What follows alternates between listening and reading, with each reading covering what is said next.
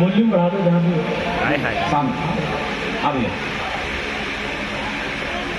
हमसे पहले बॉस को भी पढ़ रहे थे, अभी जिनके बारे में कह रहे थे बॉस हैं। तो आप सबको प्रणाम। कार्यक्रम लगभग समाप्ति पे है, बस मैं 10 मिनट में अपनी भूमिका, उसके बाद विनीत भैया को हम सुनेंगे। 10 बजे तक कार्यक्रम को समाप्त करना है। मुजफ्फरपुर की धरती जिसने पूरे विश्व को, पूरे देश को लीचियों की मिठास से परिचित कराया, मैं आपको बहुत विनम्र प्रणाम करता हूँ। इस खूबसूरत पंडाल में जहाँ गणपति जी स्वयं विराजमान हैं और जिस मंच की स्थापना गंगाधर तिलक जी ने की हो, ऐसे मंच से आप सबके सुधी श्रोताओं के बीच में, बिहार बहुत कम आना हुआ, एक आध बार मैं अगर आया हूँ तो आया हूँ, लेकिन बिहार में पहली बार आया हूँ। किसी प्रतिष्ठित मंच पर मेरी उपस्थिति हुई है और इस मंच पर हेतु बनने के लिए आदरणीय विनीत चौहान भैया का बहुत आभार प्रकट करता हूँ। संजय जी का परिश्रम और सारी चीजें। 4 पंक्तियों से अपनी बात शुरू करता हूँ। मैं कोई कवि नहीं हूँ, आप सबके बीच में एक बहुत सामान्य सा लड़का हूँ जिसकी अपनी वैसी समस्याएं हैं, परेशानियां जैसी आपकी होती हैं, उन्हीं बातों को कहने की कोशिश की है। 4 पंक्तियां सुनिए जी। स्वागत। पत्थर की चमक है न नगीने की चमक है, वाह वाह वाह वाह वाह वाह। चेहरे पे सीना तान के जीने की चमक है। क्या बात है। पत्थर की चमक है न नगीने की चमक है, चेहरे पे सीना तान के जीने की चमक है। पुरखों से विरासत में हमें कुछ नहीं मिला, पुरखों से विरासत में हमें कुछ नहीं मिला, जो दिख रही है खून पसीने की चमक है। वाह वाह वाह वाह वाह। जो दिख रही है खून पसीने की चमक है। जब मैं बैठा था साक्षी पढ़ रहे थे, आपने बहुत अच्छा सुना।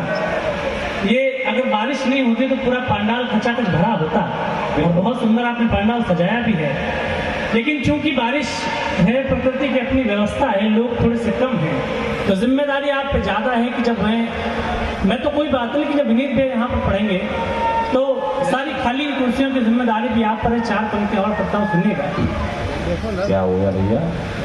जय श्री राम कर रहे थे। कुछ नहीं। 4 पंक्तियां और सुनिएगा। हम कोई नया रास्ता चुनते हैं, थोड़ी सी मुश्किलें आती हैं, हमारा मन परेशान होता है, लेकिन तब हमारी मनस्थिति होनी क्या चाहिए। 4 पंक्तियां सुनिएगा। जिस रास्ते पे चल रहे उस पर है छल पड़े, जिस रास्ते पे चल रहे उस पर है छल पड़े, कुछ देर के लिए मेरे माथे पे बल पड़े। जिस रास्ते पे चल रहे उस पर है छल पड़े, कुछ देर के लिए मेरे माथे पे बल पड़े।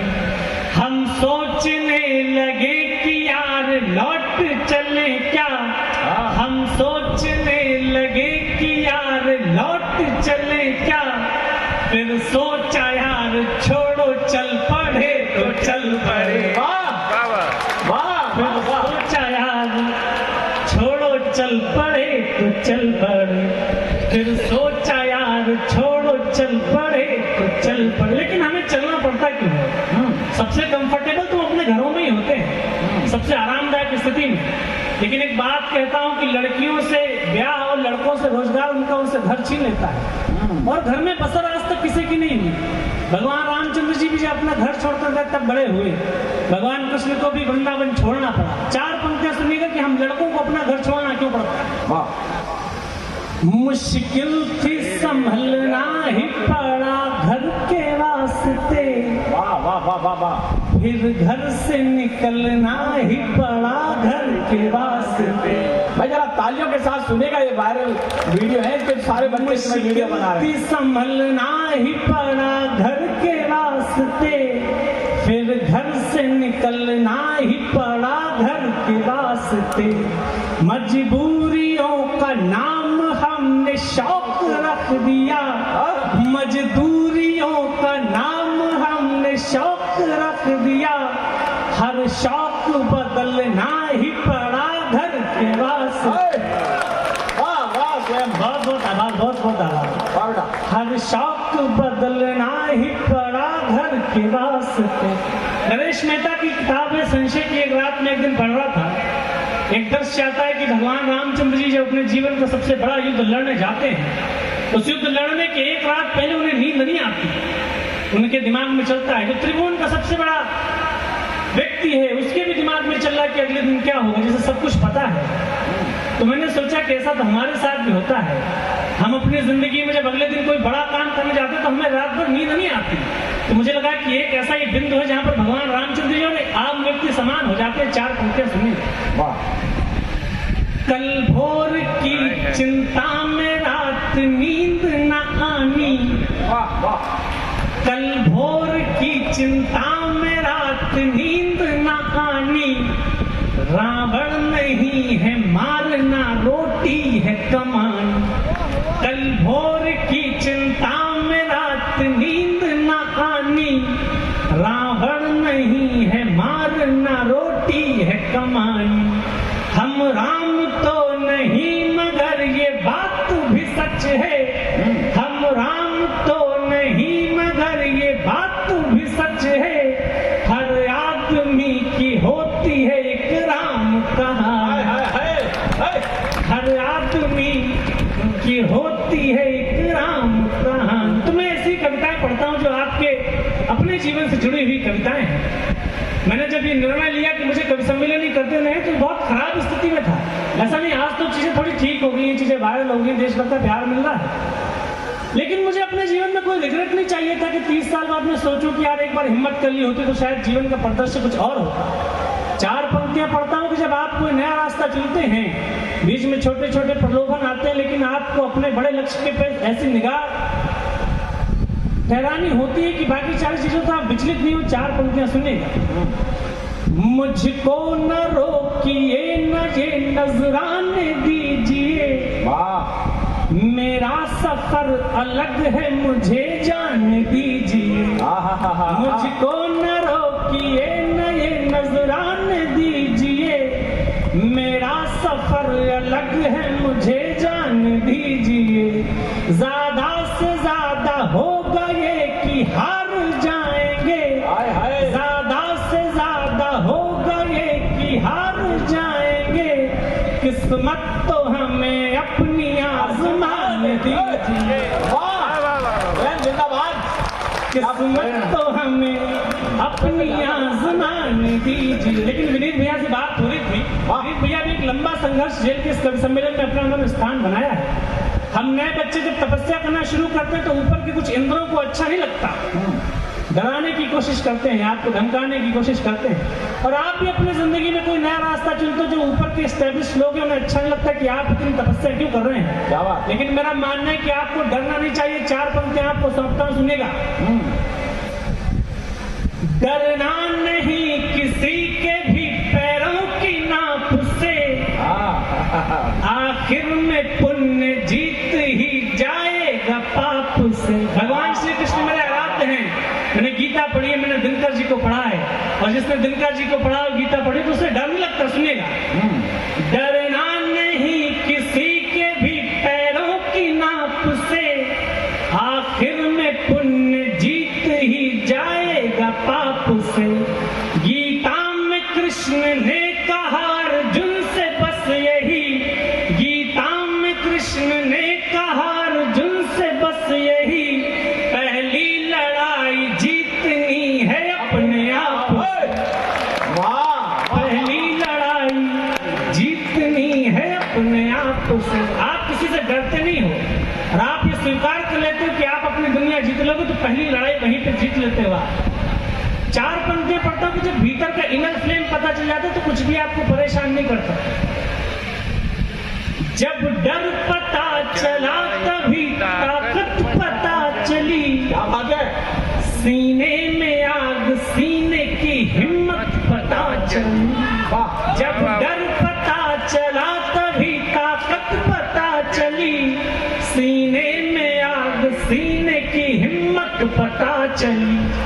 शर्तों पे तेरी बिकने से इनकार कर दिया, शर्तों पे तेरी बिकने से इनकार कर दिया, तब जाके अपने आप कीमत पता चली, तब जाके अपने आपकी कीमत पता चली। मुझे 10 साल लग गए कब से मिलने में, थोड़ा थोड़ा हाथ पर जमाने में, लेकिन मेरा बहुत विरोध भी होता है। लोग कहते हैं रील का कभी नहीं है, रियल का कभी नहीं है, रील का कभी है। लेकिन होता क्या है कि आप जब अपने आप पर विश्वास करते हो तो चीजें आसान हो जाती है। सुनिएगा जी, स्वागत। मायूस हो के द्वार से लाचार जाएगा, इस झूठ का हर वार ही बेकार जाएगा। वाह। मायूस हो के द्वार से लाचार जाएगा, इस झूठ का हर वार ही बेकार जाएगा।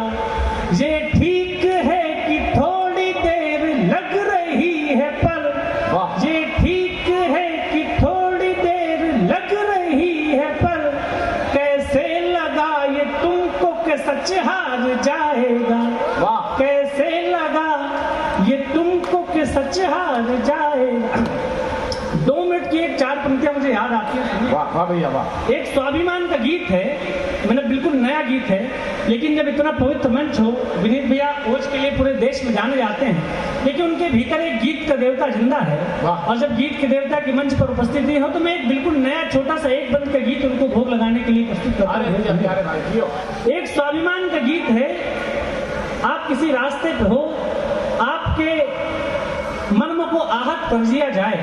आपको याद है कि चाणक्य का अपमान कर दिया जाता, तो चाणक्य ने एक प्रतिज्ञा की थी कि मैं यहाँ पे लौटूंगा।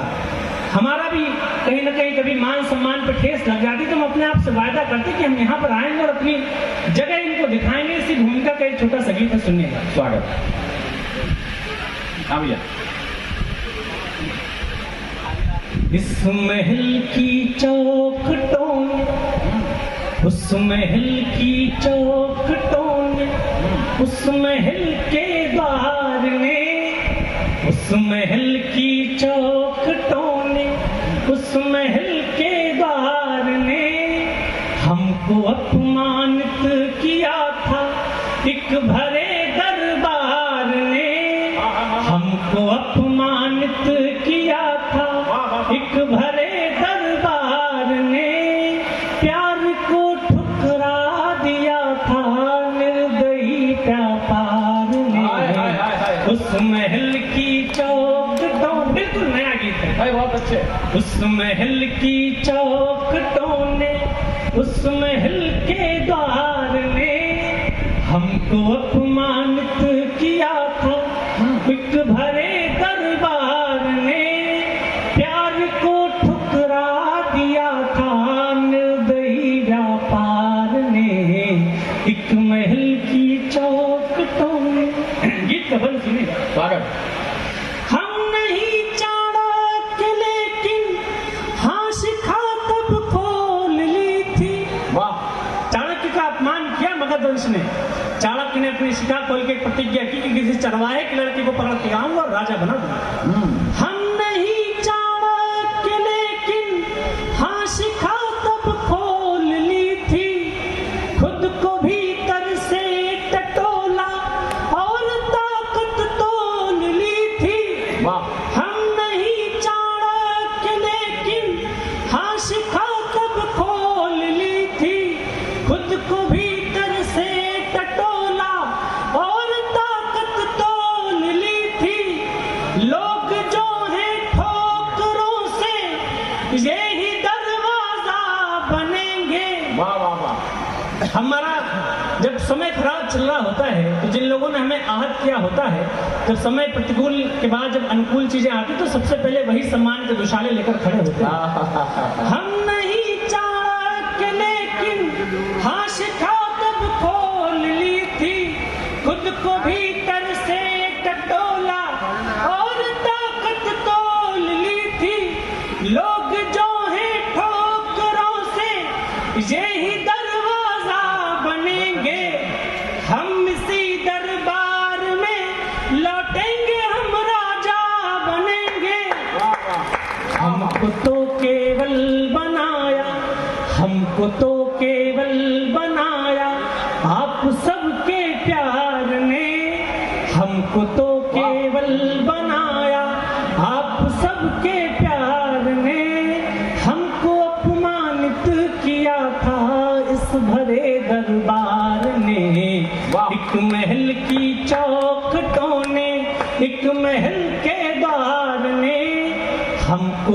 अपमानित किया था एक भरे दरबार ने, प्यार को ठुकरा दिया था निर्दयी व्यापार ने, एक महल की चौखटों। बहुत अच्छे, वाह वाह वाह वाह वाह। ये गीत बिल्कुल नया है, पहली बार मैं पढ़ रहा था, लेकिन चूंकि जब नई चीजें होती है तो प्रयोग नहीं करते आमतौर पर कवि, लेकिन आप अच्छा सुने तो मैंने प्रयोग किया। विनीत भैया ने कहा कि प्रेम का श्रृंगार का बहुत अच्छा कवि है। मैं कुछ एक कम क्या चाहता हूँ कि आपको श्रृंगार की भी सुना दूं। दिक्कत ये है कि प्रेम और श्रृंगार हम जैसे लड़कों के हिस्से में आता नहीं है। हम मध्यम वर्गीय परिवारों के लड़कों के हिस्से में प्रेम आता भी है तो एक तरफा प्रेम आता है। मैं प्रेम की भी कुछ एक पंक्तियां सुना के अपना स्थान लेता हूँ, सुनिए। एक मुक्तक सुना दो, श्रृंगार के। आज थोड़ा केदार बाबू वाला मसला है और कोई बात नहीं। एक शख्स क्या गया कि पूरा काफिला गया, हाँ ये भी वायरल मुक्तक है। तूफान था तेज पेड़ को जड़ से हिला गया। वाह वाह वाह। एक शख्स क्या गया कि पूरा काफिला गया, तूफान था तेज पेड़ को जड़ से हिला गया।